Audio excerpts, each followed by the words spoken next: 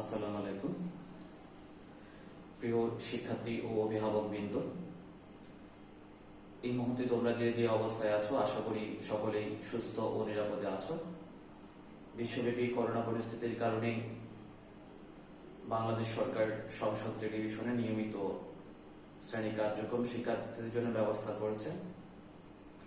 তারই ধারাবাহিকতায় চট্টগ্রাম জেলার ঐতিহ্যবাহী শিক্ষা প্রতিষ্ঠান রিডার্স স্কুল অ্যান্ড কলেজ কর্তৃক ছাত্রছাত্রীদের পাঠদানের সুবিধার্থে নিয়মিত অনলাইন শ্রেণী কার্যক্রমের ব্যবস্থা গ্রহণ করায় বিদ্যালয় পরিচালনা পর্ষদের চেয়ারম্যান এবং সুযোগ্য চেয়ারম্যান এবং সকলকে ধন্যবাদ এবং কৃতজ্ঞতা জ্ঞাপন করছি।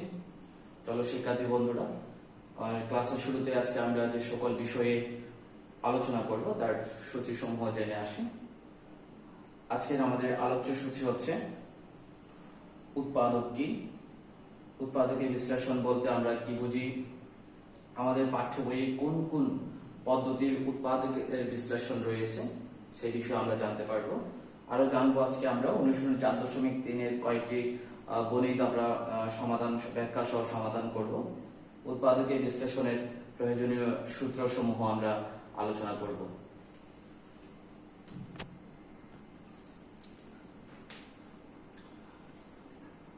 তো প্রথমে আমরা জানছি উৎপাদক কি। উৎপাদক কি এই বিষয়টা জানার আগে আমরা কিছু উদাহরণ বিশ্লেষণ করব। প্রথমে আসে আমরা দেখতে পাচ্ছি 10 কে যদি আমরা 1 দিয়ে ভাগ করি তাহলে রেজাল্ট পাচ্ছি আমরা 10। সেম ভাবে 10 কে 2 দ্বারা ভাগ করলে 5, 10 কে 5 দ্বারা ভাগ করলে 2, 10 কে 10 দ্বারা ভাগ করলে হয় 1। দ্যাট মিন্স 10 কে আমরা দেখতে পাচ্ছি 1, 2, 5, 10 এই সকল সংখ্যা দ্বারা আমরা ডিভাইড করতে পারি। অর্থাৎ তাই আমরা বলছি 10 এর উৎপাদক সমূহ হলো 1, 2, 5, 10। তাহলে এই অবস্থায় আমরা তাহলে উৎপাদকের সংজ্ঞাটা কি বলতে পারি, যে কোন একটি সংখ্যাকে যে সকল সংখ্যা দ্বারা ভাগ করা যায় সে সকল সংখ্যাগুলো হচ্ছে ওই সংখ্যার উৎপাদক। অর্থাৎ কোন একটি সংখ্যাকে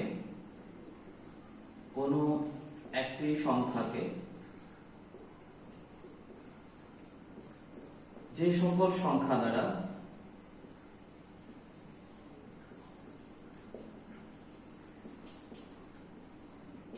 ভাগ করা যায়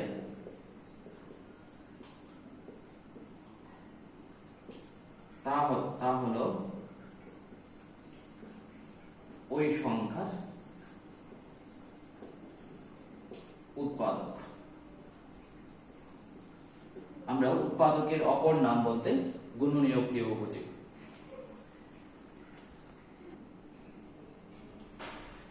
এবার আমরা জানবো যে উৎপাদকের বিশ্লেষণ বলতে কি বোঝায়। আমরা তিনটি এখানে উদাহরণ দেখতে পাচ্ছি এখানে 10 কে আমরা প্রথমে লিখলাম 1 into 2 into 5, নেক্সট লিখলাম 1 into 10, নেক্সট লিখলাম 2 into 5। অর্থাৎ 10 কে আমরা এই তিনটি সংখ্যার গুণফল আকারে প্রকাশ করতে পারি। 10 কে আমরা 1 into 10 এর গুণফল আকারে প্রকাশ করতে পারি, 2 into 5 এর গুণফল আকারে প্রকাশ করতে পারি। অর্থাৎ কোন একটি সংখ্যাকে কতগুলো উৎপাদকের গুণফল আকারে প্রকাশ করাকেই উৎপাদকে বিশ্লেষণ বলে। দ্যাট মিন্স যদি আমাদেরকে উৎপাদকে বিশ্লেষণ করতে বলা হয় তাহলে আমাদের লক্ষ্য থাকতে হবে ওই সংখ্যাটিকে যে কোন কোন সংখ্যা দ্বারা ভাগ করা যায় সেই ভাগ উৎপাদকগুলো নির্ণয় করা, সেই উৎপাদকগুলোর গুণফল আকারে প্রকাশ করতে পারলেই আমরা উৎপাদকে বিশ্লেষণ করতে পারবো।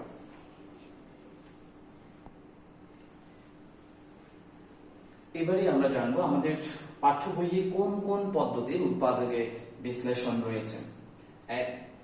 আমাদের পাঠ্য বইয়ে যে সকল উৎপাদকের বিশ্লেষণ সমূহ রয়েছে তা আমরা নিম্নোক্ত এই তিনটি পদ্ধতির মাধ্যমে আমাদের কি করতে হবে। প্রথম হচ্ছে সাধারণ উৎপাদকের সাহায্যে উৎপাদকের বিশ্লেষণ, 2 হচ্ছে সূত্র প্রয়োগের সাহায্যে উৎপাদকের বিশ্লেষণ এবং 3 হচ্ছে মধ্যরাশির বিভাজন পদ্ধতির সাহায্যে উৎপাদকের বিশ্লেষণ। আজকে আমরা প্রথম দুইটি বিষয় নিয়ে আলোচনা করব এবং আগামীকাল আমরা মধ্যরাশির বিভাজনের সাহায্যে কিভাবে উৎপাদকের বিশ্লেষণ করা যায় সেই বিষয়ে আমরা আলোচনা করব।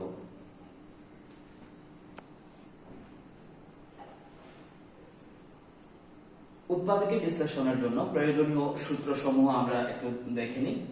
প্রথম সূত্র হচ্ছে a square minus b square, a square minus b square equal to a plus b into a minus b।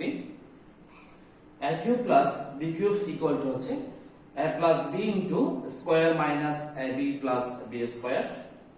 a cube minus B কিউবের উৎপাদকের সূত্র a minus B into a square plus A B plus B square. a plus B whole square equal to a square plus 2ab plus b square. a minus b whole square equal to square minus 2ab plus b square. আমাদের এই অধ্যায়ের উৎপাদকের বিশ্লেষণগুলো করার জন্য অবশ্যই এই পাঁচটি সূত্র আমাদের সবার আগে শিখতে হবে এবং এই বিষয়ে জানতে হবে কিভাবে এই সূত্রগুলো গঠিত হয়েছে তা আমরা আমাদের নির্ধারিত ক্লাসে আগের পূর্ববর্তী অধ্যায়ে আমরা ইতিমধ্যে জেনেছি। তারপর তোমরা আগে সূত্রগুলো প্র্যাকটিস করবে, দেন আমরা অঙ্কগুলো সমাধান করব।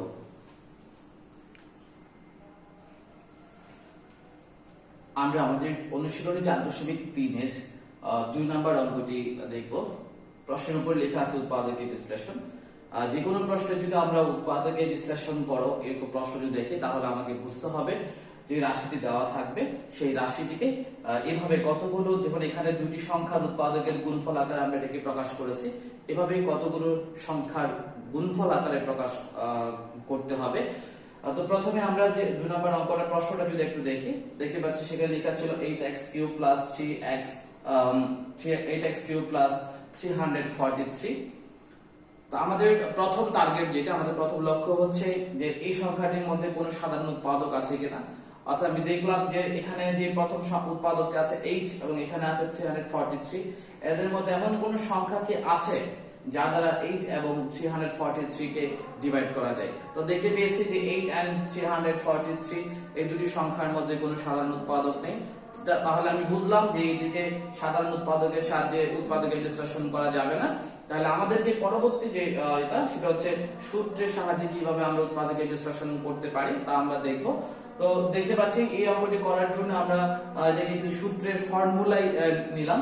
যেমন 8x³ আমি লিখলাম 2x হোল কিউব, 343 কে আমি লিখব 7 হোল কিউব। অনেকে প্রশ্ন করতে পারে যে আমরা এখানে যে 7 হোল কিউব সেটা আমরা কি করে খুব সহজে বুঝবো। সেটা বোঝার জন্য আমরা আমাদের সায়েন্টিফিক ক্যালকুলেটরের মধ্যে আমাদের যে সায়েন্টিফিক ক্যালকুলেটর অপশনটি আছে, যেহেতু আমরা প্রথমটা কিউব পেয়েছি, পরের অপশনটা কত হবে তা দেখার জন্য আমরা কিউব রুট অফ শিফট দিয়ে রুট ওভার চিহ্নটা দিলে আমার কিউব রুট অফ আসবে। কিউব রুট অফ 343 লিখে যখন আমি ইকুয়াল সাইন পাবো আমার রেজাল্ট আমি পাচ্ছি 7। তাই আমি ক্যালকুলেটরের সাহায্যে খুব সহজেই কোন সংখ্যার উপর কিউব করলে 343 আসবে সেটা আমি নির্ণয় করতে পারি। তো আমি লিখলাম 2x whole cube plus 7 whole cube. তখন দেখতে পাচ্ছি এই অবস্থাটা একটি সূত্রের সাহায্যে সূত্র আকারে হয়েছে। তখন আমরা সেখানে এটাকে মনে মনে যদি আমি a কল্পনা করি, এটাকে মনে মনে যদি আমি b কল্পনা করি, তাহলে দেখা যাচ্ছে a cube plus b cube equal to a plus b whole cube into a square minus ab plus b স্কয়ারের সূত্র হচ্ছে। সেইভাবে আমরা এখানে সূত্রটা প্রতিষ্ঠা করলাম। এই যেমন a cube plus b cube equal to a plus b into a square minus ab plus b square. Formula অনুযায়ী আমরা এটাকে সাজিয়ে লিখলাম। দেন 2x প্লাস 7 বসে গেল। আমরা যদি এখানে হোল স্কয়ার আছে 2x whole square equal two আমরা লিখলাম 4x square minus 2x 7 into করে 7 গুণ 14 অর্থাৎ 14x plus 7 square equal two 49। তাহলে আমরা পেয়ে গেছি আমাদের সেই উৎপাদকের বিশ্লেষণ। এই অঙ্কটার মতো আমরা বাকি যে অঙ্কগুলো করব তা হচ্ছে আমাদের পাঠ্য বইয়ে 1 নাম্বার, 2 নাম্বার, 3 নাম্বার এবং 4 নাম্বার এই 4টি অঙ্ক আমরা এসডব্লিউ করব আমাদের বাড়ির কাজ। এই একই নিয়মে আমরা 1 2 3 4 এই 4টি অঙ্ক আমরা করতে পারবো।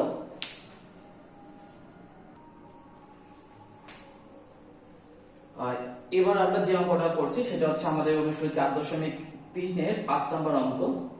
প্রশ্নটা হচ্ছে 64a³ মাইনাস 125b³।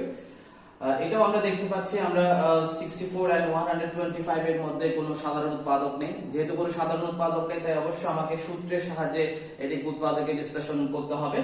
তো আমি প্রথমে 64 কে ভেঙে নিব। কোন সংখ্যার উপর কিউব করলে আমি 64 পাবো সেটা নির্ণয় করার জন্য আমরা সায়েন্টিফিক ক্যালকুলেটরে শিফট চেপে রুট ওভার চিহ্নটা দিলে সেখানে কিউব রুট ওভার আসবে। কিউব রুট ওভারের মধ্যে আমি 64 দিয়ে ইকুয়াল দিলে আমরা 4 পেয়ে যাব। তো আমরা 4 হোল কিউব লিখলাম। একইভাবে আমরা 125 কে 5b হোল কিউব লিখতে পেয়েছি। দেখতে পাচ্ছি আমরা 4a whole cube minus 5b whole cube এটি এই সূত্রের মতোই একটি আকার ধারণ করেছে। তখন আমরা এটাকে মনে মনে a কল্পনা করে, এটাকে মনে মনে b কল্পনা করে আমরা a কিউব মাইনাস b কিউবের যে উৎপাদকের সূত্রটি রয়েছে সেই সূত্রের আকারে ফর্মুলার মতো আমরা এটাকে সাজিয়ে নিলাম। তো আমরা a কিউব মাইনাস b কিউবের উৎপাদকের সূত্রটা কি পাচ্ছি, a মাইনাস b, অর্থাৎ এই যে a minus b into a square plus ab plus b square, সেই অনুযায়ী এটাকে সাজিয়ে দিলাম a square plus ab plus b square. দেখতে পাচ্ছি আমি 4a minus 5b, 4a whole square equal to একই ভাবে 4 4 16 অর্থাৎ 16a স্কয়ার, একে 4 and 5 ইনটু করে 4 5 20 a আর b ইনটু করে ab 5b whole square equal to 25b square. তো এই হচ্ছে আমাদের 2 নম্বর অঙ্ক। এই অঙ্কটার মতো করে আমরা আরো কিছু অঙ্ক করতে পারবো, উদাহরণ 5 এর মতো 6 এবং 8, 5 6 8 এই তিনটা অঙ্ক সেম ভাবে আমরা a কিউব মাইনাস b কিউবের সূত্রের মাধ্যমে আমরা করতে পারবো।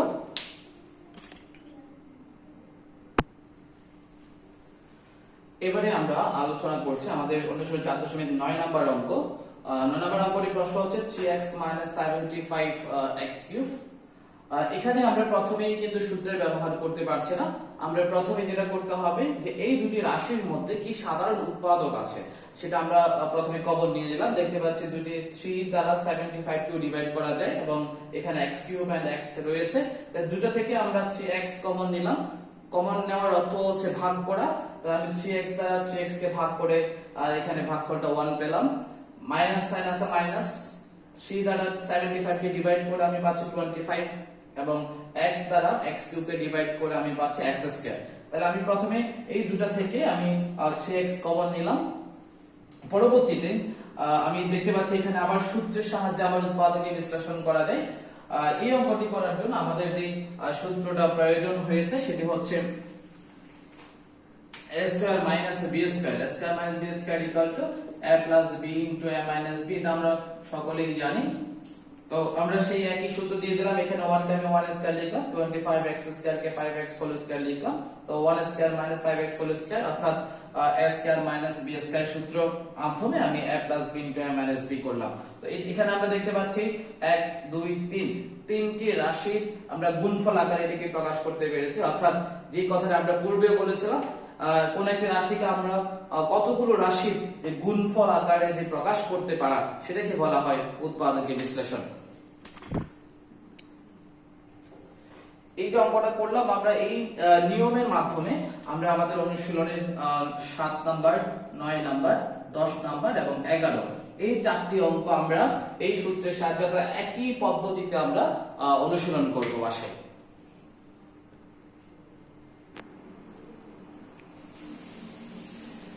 এবারে আমরা আলোচনা করব আমাদের 13 নম্বর অঙ্কটি। 13 নম্বর অঙ্কটির প্রশ্ন হচ্ছে 16y square minus a square minus 6a minus 9। আমরা প্রথমেই এই তিনটি সংখ্যা থেকে দেখতে পাচ্ছি এখানে কোনো সাধারণ উৎপাদক আমরা নিতে পারছি না, তারপর আমরা চেষ্টা করব এটাকে সূত্র করা যায় কিনা। তাহলে ধারাবাহিকতা আমরা প্রথমে এই রাশিটি থেকে আমরা মাইনাস সাইন কমন নিলাম, মাইনাস সাইন কমন নেওয়াতে এই সবগুলো চিহ্নে পরিবর্তন হয়ে গেল। পরবর্তী আমরা এটাকে একটি সূত্রের আকারে সাজিয়ে নিলাম ফর্মুলাটাকে সূত্রে প্রকাশ করার জন্য। সেই ফর্মুলাটা হচ্ছে এই সূত্রের আকারে, অর্থাৎ 1 নাম্বার যে সূত্রটি আছে a square plus 2ab plus b square equal to a plus b whole square, এটা পাওয়ার জন্য আমি এই তিনটা রাশিকে আমি একটি ফর্মুলা সাজিয়ে নিলাম। তো a square plus 2ab plus b square হলো আমি লিখলাম a plus b whole square. পরবর্তী আবার এই লাইনটাতে আমরা দেখতে পাচ্ছি এটাকে যদি আমি 16y স্কয়ার কে 4y হোল স্কয়ার লিখতে পারি, তখন এখানে স্কয়ার মাইনাস b স্কয়ার যে সূত্রটা সেটা এই ফর্মুলা 2 নাম্বার ফর্মুলাটি ব্যবহার করলাম আমরা a plus b into a minus b। এখানে মাইনাসটা সবগুলো সাইন কি করে মাইনাস হয়েছে, যখন আমি b a প্লাস সেটাকে যখন মাইনাস সাইন চিন্তা করব, মাইনাস দ্বারা পুরোটাকে গুণ করলে মাইনাস আর মাইনাস 3 হয়ে যাচ্ছে। তো এই হচ্ছে আমাদের 13 নাম্বার মেথড সলিউশন। এই অঙ্কটার মাধ্যমে আমরা একই ভাবে আমরা 12 নম্বর 16 এবং 17 নম্বর অঙ্কটি আমরা করতে পারবো। তো শিক্ষার্থী বন্ধুরা আজকে এই পর্যন্তই। আমরা সকলেই যে অঙ্কগুলোর কথা আমরা বললাম সেগুলো বাসায় অনুশীলন করবে এবং সবাই সুস্থ থাকবে, নিরাপদে থাকবে, নিয়মিত স্বাস্থ্য বিধি নিয়ম অনুসরণ করবে। এবং আমাদের আজকের ক্লাস যদি ভালো লেগে থাকে তাহলে অবশ্যই তোমরা তোমাদের সকল ফ্রেন্ড সার্কেলের মাধ্যমে শেয়ার করবে, জানাবে এবং আমাদের ফেসবুক পেজে সেটাকে লাইক করতে বলবে এবং সকলে শেয়ার করবে, এবং যাতে করে আমরা সমগ্র বাংলার সকল ছাত্রছাত্রীরই এই ক্লাসের মাধ্যমে আমরা উপকৃত হতে পারি। ধন্যবাদ সবাইকে, সকলে ভালো থাকবে।